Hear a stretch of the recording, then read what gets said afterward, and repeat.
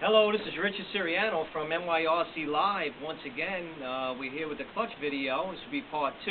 Sorry it took so long for that. But I think this is where we left off on part 1. We had the flyweights all mounted up, and all we have to do now is determine the gap, the end play, and the spring tension. The spring tension, depending on your engine and the company of the car, you're going to have to adjust that at the track. You can start off with approximately one thread showing, and then you can work it out from there when you get to the track. But as long as you have your gap right, you'll only be working with your spring tension when you get to the track, and that's what you want to do. Now, some people don't know what the gap is. Gap is how far this shoe has to travel. Remember, it's under spring tension. And this clutch bell, when it locks at the top, the shoe's going to come in, hit the clutch bell, and that's your gap, how far it has to travel. So, and that's adjusted by adding shims or taking away shims from behind the thrust bearing at the top of the clutch bell. So, that's, you have to determine your gap. Depending on which car company you have, it may vary. So for Mugen, they recommend a 7. So what you do is you take the inside bearing out. This will allow and make sure that the bell is resting on the shoe. And we tighten the screw up here. Of course, you have all your shims on top of your thrust bearing. You have a couple shims to start. So your gap will be how far the shoe's going to travel, hits the bell, locks at the top, and engages your wheels. That's the gap. And your gap will have a considerable amount of play. That's your gap. You can't confuse that with your end play. Alright. Now you have different ways of measuring the gap. You have this tool here, which is a gap testing tool. This goes on top. You zero it out when you're holding the clutch bell down, and then you pull it up, and it'll give you the reading of how far the bell is traveling. This tool is about $125. If you want to do it another way, it's not as accurate, but you'll get it close. You can use a caliper, and I always recommend a very good caliper that you buy, maybe like $100 to $125 caliper, not the $30 ones. So if you use the good one, or whichever one you have, you just you zero it first, push the clutch bell down, hold it as straight as possible, you touch the clutch bell, then you zero the caliper, then you lift the clutch bell up, holding it up tight and straight, putting the caliper back on, and then you get your gap. So that will show you the distance that this travels. You could also use the back of the caliper also by putting it down, I don't know if you can see it good enough, on the bell, and then you bring down the top till it touches the top of the screw or the stopper. Then you do the same thing, lift it up, zero this out, put it back on top, come back down on top, whichever way is more comfortable for you. Now we'll get you your gap. So just remember, if you're using a new clutch shoe, most shoes that I know of, I don't know any that are perfectly shaped to the measurement of the clutch bell. So they're a little bit flatter. So the shoe has to actually wear in and break in and conform to the taper of the clutch bell. So just keep that in mind. If you're using a new shoe, if you set the gap, if it's supposed to be 7, you might want to set it at 6, because after that shoe breaks in, it's going to come out to about 7. You probably lose about 0.1 of a millimeter when it's broken in. But you always want to check the gap, especially with the new shoe. So you want to put it on, let's say you do put it at 6 and it's supposed to be 7. You put the new shoe on and go out, run a tank, come back in, check it, take the bearing out on the bottom again, check the gap again, and keep checking it until the shoe fully conforms to the shape of the clutch bell. Once it does that, it should stay the same unless you have other issues with the dusting of the shoe or something that will wear out the shoe. So you always want to make sure your gap is either where you ran it the race before and you know it worked well, or where the manufacturer is telling you it's a good starting point. So like I said, I believe Mugen We're going to start at 7. With a new shoe, we'll set it at about 6, and it should break in and come out to about 7.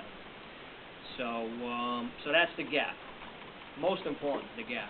Once you got that gap set, you ran a few tanks through it, and the shoe's broken in, then you might have to add a shim or take a shim out just to make sure it stays at 7. Maybe if you started at 6 and it went to 8, you might have to add another shim to get it back to 7. This is pretty much the same on all the cars, 8 scale, touring car. Must get your gap straight. Must get it set. Okay. Second thing is make sure your crankshaft is always polished. You don't want to take material off by using an abrasive sandpaper, because then your bearings will start to wobble on the shaft. And even when you use new ball bearings, sometimes the bearings don't fit and ride smooth on the shaft. So you might have to check them. If you get a couple bearings, find one that fits better. And you always want to keep this nice and smooth and shiny with either JP polish or some type of polish to just polish it up so it's nice and smooth. Okay, so now once you've established your gap, your spring tension, we're going to start off at approximately 1 thread. So that's a good starting point. If the car takes off too sluggish, engaging too early, you're going to tighten up the nut. But we'll get to that later. So right now we're going to adjust the end play. Now with the end play, some people are getting confused. Once you set the gap, let's say you set it at 7. If you set the end play at 2, it's not going to go to 9. All you're doing is, where you're starting this clutch bell off, let's say ground 0 is the clutch shoe. So this bell resting on the shoe is 0. When the bell comes all the way out with the shoe's going to travel 0.7 and lock in the wheels. Okay, so now, where do you want this bell to start off? Do you want it to rest on the shoe and come up that 0.7 with the shoe and then lock in? We don't want to do that, because every time this bell comes down and rests on the shoe, it has drag on the shoe, so it doesn't free up your engine in the turns. It keeps it almost engaged. Number 1. Number 2, it wears out the shoe more. And then when you accelerate again, you want this bell further away so it can build up RPMs before it bangs into the clutch bell, not dragging it with resistance up until it stops. It's all happening in a millisecond, but that's what's happening. So what you want to do is you want to shim this clutch bell off the shoe, and some people shim it all the way up, and with just a hair of play so it doesn't bind with any heat. You know, from the clutch getting hot, it might expand. You don't want it to bind. So what you do is you take shims and you put them behind the inner bearing of the clutch bell. Now you can put a lot of thin shims. We use Kyosho and Mugen shims. Or you take a thrust washer, the 5.2 millimeter thrust washer, the bigger hole, and you can put it on the shaft first. That will take up a lot of space to move the bell up. Then you're going to take your shims, and you're going to put your shims on the shaft, then the bearing, then you put your bell on. Now once again, this won't change the gap. It's only going to affect your end play, or basically where the clutch bell is starting. So this one's already been pre-shimmed. It should spin freely with just a little bit of play. Okay, so right now, for me, this is shimmed perfect. This clutch bell spins freely with no binding, which means you didn't put too many shims on the bottom. You put just enough to get the bell off the shoe, pushing it all the way up, but not binding. So you still have just a hair of play. It's probably unmeasurable on a caliper of what we have here, but just enough that it spins free. Push in and out, there's hardly any play. Now one thing also you want to remember, speaking of pushing in and out, if you're using new bearings or a new clutch bell, you want to make sure that you check that gap when you set it frequently, because the bearings sometimes don't push all the way in the clutch bell, and you might set it for 0.7. Then you run a tank or two, and the bearings get slammed into the clutch bell, and it creates more gap. That's why I tell you, always check that gap and make sure you're where you're supposed to be. Okay, so basically what we did now for the end play, if they tell you to leave a 0.2 end play, you would take out the shims underneath So this would have an in and out pull, and that would give you an end play. So you never change the gap. The gap is still at 7, but you're removing shims from behind the bearing so you have a little bit of in and out play. That would be what you call the end play. And you would check that again. Once you take that shim out, you would see this bell move in and out. So if you took about a 0.2 out of the bottom, you'd probably have a 0.2, and you would check it again with your caliper to make sure you have the end play that you were looking for. So, let's backtrack a little bit here. Take off the clutch belt. If you wanted to do the end play, take out your inner bearing again. One of the shims that's underneath. Let's say you took out a 0.2. If you took out a 0.2, then you would get an end play of 0.2 where the bell would move in and out. Now when you do have end play, it's very important to watch the crankshaft doesn't burn, because these bearings are made not to move up and down on a shaft. They're made to rotate. So what happens is, the more end play you make in the bell, these bearings are moving up and down with it.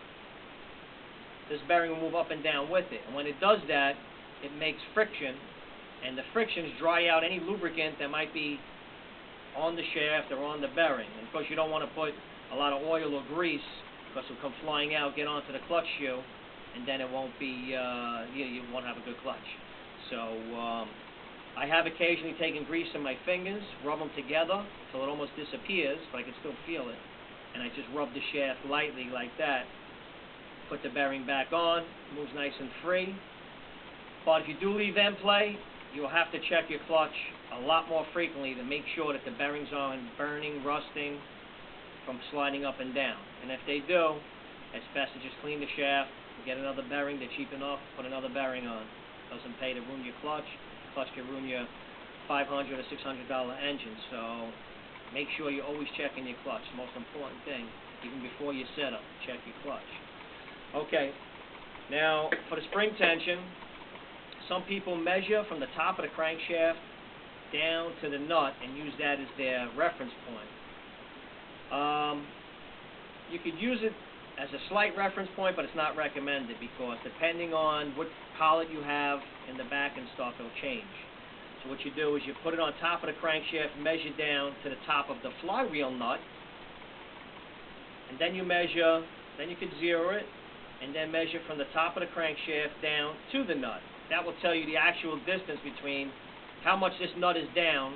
The spring nut is down on the flywheel nut, and that's what you want to know. And that's the number you want to keep in your head when you find your good setup. You want to write that down, not from the top of the crankshaft just down to the nut. You measure from the top of the crankshaft down to the top of the nut, zero it. Well, first you zero the caliper, then put it on the crankshaft, measure down to the top of the nut, zero it, then put it down and measure down to the top of the clutch nut, and that will tell you the difference. It'll be like a 1 point something number, 1.3, 1.1, 1.4. That's the number you want to keep in, keep in your head.